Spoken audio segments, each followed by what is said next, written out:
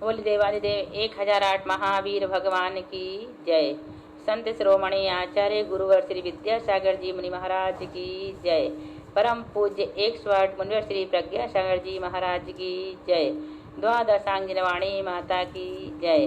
अहिंसामय विश्व धर्म की जय। करणान योग प्रवेशिका चल रही है। आप देखें, अगर आपके पास ये पुस्तक हो तो खोल कर रख लें, और यदि नहीं है तो ध्यान से सुने। 101 नंबर का प्रश्न है, कथन करने प्ररूपणा किसे कहते हैं? प्ररूपणा किसे कहते हैं? कथन करने का नाम प्ररूपणा है। कथन करने का नाम प्ररूपणा है। जैसे जीव का कथन करने को जीव प्ररूपणा कहते हैं। जीव का कथन करने को जीव प्ररूपणा कहते हैं। अब जीव प्ररूपणा के कितने प्रकार हैं? तो संक्षेप से 2 ही प्रकार हैं, एक गुणस्थान और दूसरा मार्गणा। इन्हीं के विस्तार से जीव प्ररूपणा के 20 भेद हो जाते हैं। गुणस्थान, मार्गणा स्थान, जीव समास, पर्याप्ति, प्राण, उपयोग और 14 मार्गणा। कुल मिला के कितनी हो गई? 20। प्ररूपणा कितनी होती हैं? 20। जीव कांड में हमने इन 20 प्ररूपणाओं के बारे में बहुत कुछ बता दिए हैं।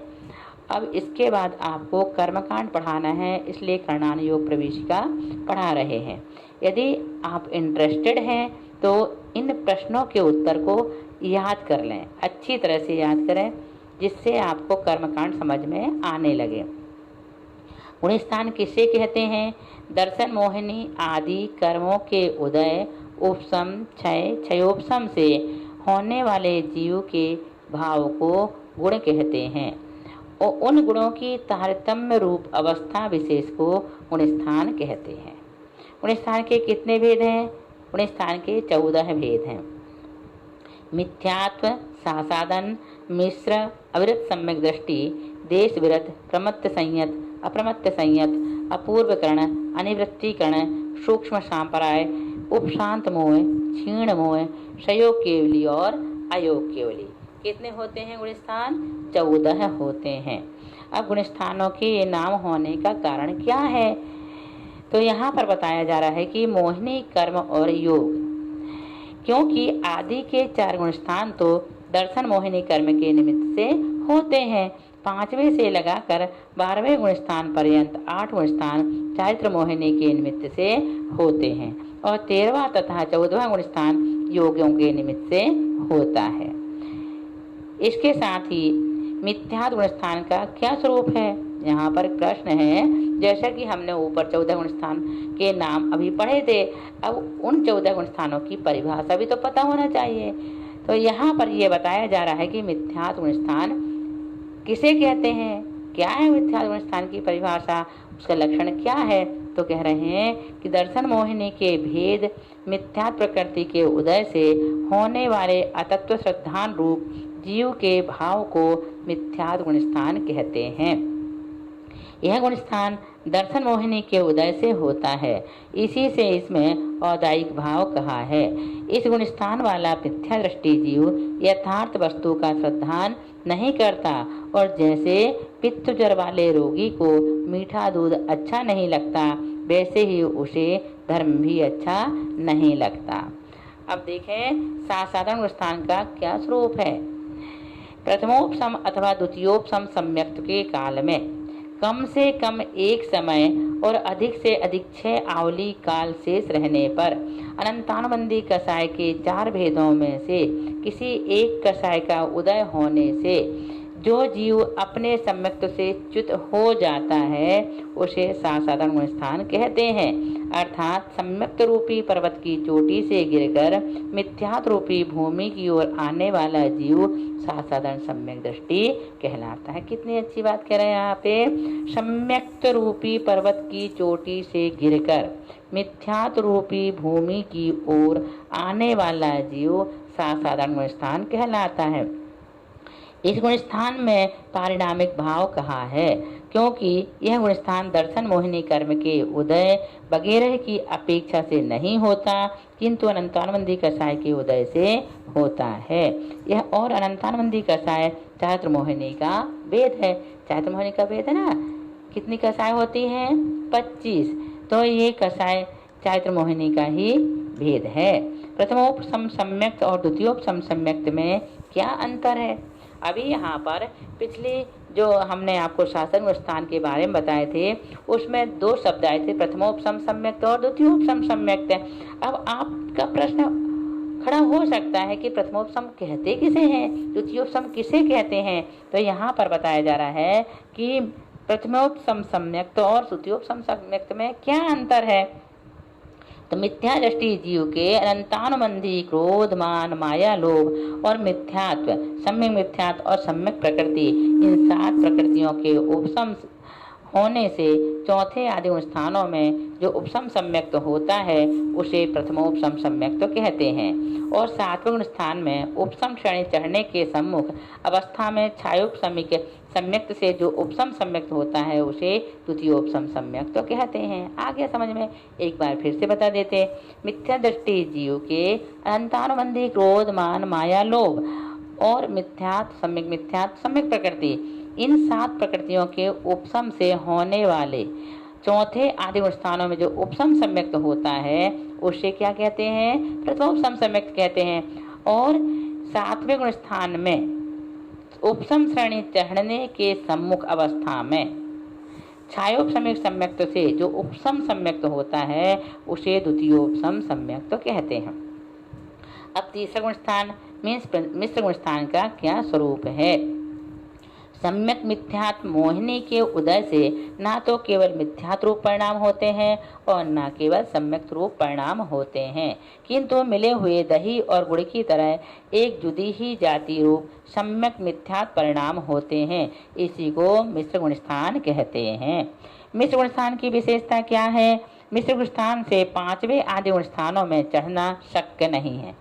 सुनो फिर से, मिश्र गुण स्थान से 5वें आदि गुण स्थानों में चढ़ना शक्य नहीं है तथा मिश्र गुण स्थान में अगले भव की आयु का बंध नहीं होता और ना ही मरण होता है। 3 बातें इसमें कौन कौन सी? एक तो 5वें आदि गुण स्थान में नहीं चढ़ सकता, दूसरा इसमें आयु का बंध नहीं होता, तीसरा कौन से गुण स्थान में? मिश्र यानी तीसरे गुण स्थान में। अब देखो चौथे अविरत सम्यक दृष्टि गुण स्थान का क्या स्वरूप है? तो छायोपसमिक, औपसमिक अथवा छायिक सम्यक्त से सहित होते हुए जो जीव चारित्र मोहिनी का उदय होने से व्रतों से रहित होता है उसे अविरत सम्यक दृष्टि स्थान वाला कहते हैं। अब यहाँ पर चूंकि व्रत नहीं है इसलिए अविरत कहा है। औपसमिक, छायोपसमिक अथवा छायिक सम्यक्त से सहित, तीनों सम्यक सहित होते हुए जो जीव चारित्र मोहिनी का उदय होने से व्रतों से रहित होता है उसे अविरत सम्यक दृष्टि गुण स्थान वाला कहते हैं। सारांश यह है कि वह ना तो इंद्रियों के विषयों का त्यागी होता है और न त्रस और स्थावर जीवों की हिंसा का त्यागी होता है, केवल जिनेंद्र देव के द्वारा कहे हुए उपदेश पर अपनी आस्था रखता है। चौथे स्थान से लेकर आगे के सभी स्थानों में नियम से सम्यक्त होता है। आगे समझ में, यहाँ व्रत नहीं है इसलिए इसको अव्रत कहा है। और देश व्रत अथवा वीरता व्रत नामक 5वें स्थान का क्या स्वरूप है? या तो इसे 5वां स्थान कहेंगे या देश व्रत कहेंगे या वीरता व्रत कहेंगे। अब देखो, प्रत्यख्यानवण कषाय का उदय होने से, कौन सी कषाय? प्रत्यख्यानवण कषाय का उदय होने से यद्यपि सकल संयम नहीं होता किंतु एक देश संयम होता है, इसी को देश व्रत कहते हैं। इस देश व्रत गुणस्थान वाला जीव त्रस हिंसा से तो व्रत होता है और स्थावर जीवों की हिंसा से व्रत नहीं होता, इसलिए इसे वीरता व्रत या संहिता संयत भी कहते हैं। कितने नाम इसके? 3, एक देश व्रत, वीरता व्रत या संहिता संयत। 3, क्योंकि यह त्रस हिंसा से तो व्रत है किंतु स्थावर हिंसा से व्रत नहीं है, इसलिए इसे वीरता व्रत कहते हैं। प्रवृत्ति व्रत नामक 6ठे गुण स्थान का क्या स्वरूप है? चारित्र मोहिनी का क्षयोपशम होने से सकल संयम के होते हुए भी जिस मुनि के प्रमाद का सद्भाव होता है वह प्रमत्त व्रत नामक 6ठे गुण स्थान वर्ती होता है। क्या कह रहे हैं? चारित्र मोहिनी कर्म का क्षयोपशम तो हो गया और सकल संयम के होने से भी जिन मुनि के प्रमाद रहता है, अर्थात प्रमाद का सद्भाव होता है, इसलिए तो प्रमत्त कहा है यहाँ पर। तो प्रमाद का सद्भाव होता है वह प्रमत्त विरत नामक छठे गुण स्थानवर्ती होता है। फिर से देखो एक बार याद कर लेना। चारित्र मोहिनी का क्षयोपशम होने से सकल संयम के होते हुए भी जिस मुनि के प्रमाद का सद्भाव होता है वह प्रमत्त विरत नामक छठे गुण स्थानवर्ती होता है। प्रमाद किसे कहते हैं? अच्छे कार्यों में उत्साह के ना होने का नाम प्रमाद है। अच्छे कार्यों में देखो, प्रमाद बहुत खराब चीज होती है। प्रमाद के कारण से हम अच्छे अच्छे कामों को छोड़ देते हैं और हम अपना सारा समय सिर्फ सोने में और प्रमाद में खत्म कर देते हैं, जबकि हम चाहें तो आलस्य को, प्रमाद को खत्म करके उस अच्छे समय का उपयोग कर सकते हैं। इसलिए यहाँ पर कहा जा रहा है कि अच्छे कार्यों में उत्साह के ना होने का नाम प्रमाद है। अच्छे कार्यों में उत्साह के ना होने का नाम क्या है? प्रमाद है। तो अब प्रमाद नहीं करना, प्रमाद करना अच्छा नहीं होता। जितना बन सके उतना एक्टिव रहो और अच्छे अच्छे कार्यों में हमेशा तत्पर रहो। तो प्रमाद के कितने भेद हैं? 15 भेद हैं। हमने बता चुके हैं आपको जीव कांड में कितने भेद हैं। इसके 15 हैं। कौन से? 4 विकथा, स्त्री कथा, भोजन कथा, राष्ट्र कथा और राज कथा। फिर उसके बाद 4 कषाय, क्रोध, मान, माया, लोभ, और 5 इंद्रिय, स्पर्शन, रसना, घ्राण, चक्षु और कर्ण, और 1 निद्रा और 1 स्नेह। कुल कितने हो गए? 15 हो गए, है ना। तो 4 और 4 8 और 5 13 और 2 15। अप्रमत्त विरत नामक 7वें गुण स्थान का क्या स्वरूप है?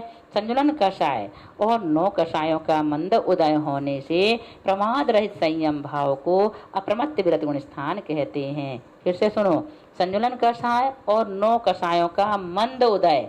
यहाँ पर क्या कहा जा रहा है? संजुलन कषाय का मंद उदय है। तो मंद उदय होने से प्रमाद रहित, यहाँ प्रमाद नहीं होता, इसलिए यहाँ पर क्या कहा? अप्रमत्त। तो प्रमाद रहित संयम भाव को अप्रमत्त विरत गुण स्थान कहते हैं। अब देखो यहाँ पर क्या कह रहा है? अप्रमत्त विरत के कितने भेद हैं? तो ये अप्रमत्त विरत के 2 भेद हैं, स्वस्थान अप्रमत्त और सातिशय अप्रमत्त। स्वस्थान अप्रमत्त और सातिशय अप्रमत्त। अब स्वस्थान अप्रमत्त किसे कहते हैं? जो समस्त प्रमादों को नष्ट करके व्रत, गुण और शील से भूषित हैं, धर्म ध्यान में लीन उस ज्ञानी मुनि को स्वस्थान अप्रमत्त कहते हैं। जो समस्त प्रमादों को नष्ट करके व्रत, गुण और शील से भूषित हैं, धर्म ध्यान में लीन उस ज्ञानी मुनि को स्वस्थान अप्रमत्त कहते हैं। सातिशय अप्रमत्त किसे कहते हैं? जो अप्रमत्त विरत उपशम श्रेणी अथवा छपक श्रेणी चढ़ने के अभिमुख होता हुआ चारित्र मोहिनी की 21 प्रकृतियों का उपशम अथवा क्षय करने में निमित्तभूत अधःकरण, अपूर्वकरण और अनिवृत्तिकरण, इन 3 प्रकार के परिणामों में से पहले अधःकरण को करता है, उसे सातिशय अप्रमत्त कहते हैं। श्रेणी चढ़ने से क्या अभिप्राय है? 7वें गुण स्थान से आगे गुण स्थानों की श्रेणियां हैं। एक का नाम उपशम श्रेणी है और दूसरे का नाम छपक श्रेणी है। प्रत्येक श्रेणी में 4-4 गुण स्थान होते हैं, जिनमें यह जीव क्रम से ऊपर जाता है, इसी को श्रेणी कहते हैं। इससे यह जीव क्रम से ऊपर जाता है, उसे क्या कहते हैं? श्रेणी कहते हैं। जैसे सीढ़ियों से ऊपर जाते हैं ना, ऐसे ही जीव क्रम से ऊपर जाता है तो उसे क्या कहा है? श्रेणी कहा है सिद्धांत की भाषा में। उपशम श्रेणी किसे कहते हैं? जिसमें चारित्र मोहिनी की 21 प्रकृतियों का उपशम किया जाए, उसे उपशम श्रेणी कहते हैं। अब उपशम श्रेणी के गुण स्थान कौन कौन से हैं? 8वां, 9वां, 10वां और 11वां, ये 4 गुण स्थान उपशम श्रेणी के हैं। अब छपक श्रेणी के भी 4 हैं। तो जिसमें चारित्र मोहिनी, यहाँ पहले ये बता दें कि छपक श्रेणी किसे कहते हैं? तो कह रहे हैं जिसमें चारित्र मोहिनी की 21 प्रकृतियों का क्षय किया जाता है, उसे छपक श्रेणी कहते हैं। जिसमें उपशम किया जाता है उसे उपशम, जिसमें क्षय किया जाता है उसे छपक श्रेणी कहते हैं। छपक श्रेणी के गुण स्थान कौन से हैं? तो 8वां, 9वां, 10वां और 12वां, 11वां नहीं है। ये 4 गुण स्थान छपक श्रेणी के हैं। सीधे 10वें से वह 12वें में जाता है। तो कौन से 4 हैं? 8वां, 9वां, 10वां और 12वां, ये छपक श्रेणी के 4 गुण स्थान हैं। अब श्रेणी चढ़ने का पात्र कौन है? सात्विक गुण स्थानवर्ती, छायिक सम्यक दृष्टि और द्वितीयोपम सम्यक दृष्टि ही श्रेणी चढ़ सकते हैं। देखो फिर से, सात्विक गुण स्थानवर्ती, छायिक सम्यक दृष्टि है ना, और द्वितीयोपम सम्यक दृष्टि ही श्रेणी चढ़ सकते हैं।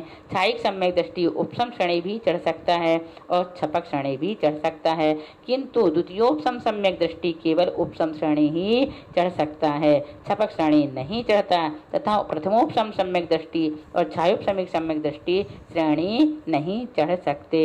इस प्रकार से यहाँ पर 125 प्रश्न पूर्ण हुए। इसके बाद हम आपको 126 से पढ़ाएंगे। बोलिए महावीर भगवान की जय।